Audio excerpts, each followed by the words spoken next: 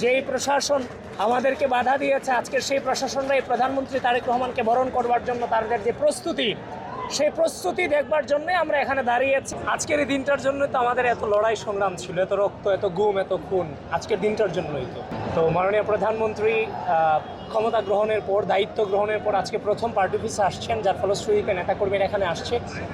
আসলে এখানে নেতাকর্মীরা একটা দৃশ্য দেখবার জন্যই আসছে যে পার্টি অফিসের সামনে একটা দীর্ঘ সময় ধরে নেতাকর্মীদের ওপর অত্যাচার নির্যাতন করা হয়েছে।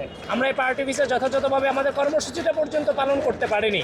তো সুতরাং আজকে আমাদের এই পরিবেশ পরিস্থিতি অনুকূলে যেই প্রশাসন আমাদেরকে বাধা দিয়েছে, আজকের সেই প্রশাসনরাই প্রধানমন্ত্রী তারেক রহমানকে বরণ করবার জন্য তাদের যে প্রস্তুতি, সেই প্রস্তুতি দেখবার জন্যই আমরা এখানে দাঁড়িয়েছি। এটা চোখের শান্তি এক প্রকার, আর কি, দেড়শন আর কিছু না। আমরা এখানে দাঁড়িয়েছি এক প্রকার যে ধরেন ভালো লাগছে যে এই জিনিসটা দেখতে, যে জিনিসটার জন্য আমরা লড়াই সংগ্রাম করলাম, আজকে সেই জিনিসটা আমরা সচক্ষে দেখতে পাচ্ছি আর কি। এই আগে আমরা দেখেছিলাম চেয়ারম্যান তারেক রহমান, আজকে দেখি প্রধানমন্ত্রী তারেক রহমান, এটাকে এই অনুভূতিটা কেমন? তারেক ওনাকে তো আমরা প্রথমে বলতাম সিনিয়র যুগ্ম মহাসচিব।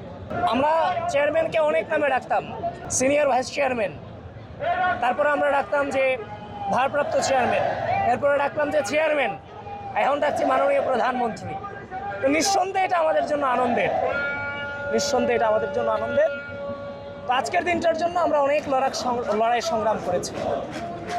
সুস্থ রাজনৈতিক সংস্কৃতি প্রচলনে উনি যে প্রচেষ্টা চালিয়ে যাচ্ছেন, উনি এটা অব্যাহত রাখবেন এবং আমরা ওনার পাশে আমাদের সর্বোচ্চটুকু দিয়ে আছি এবং বাংলাদেশের মানুষ ওনার পাশে আছে।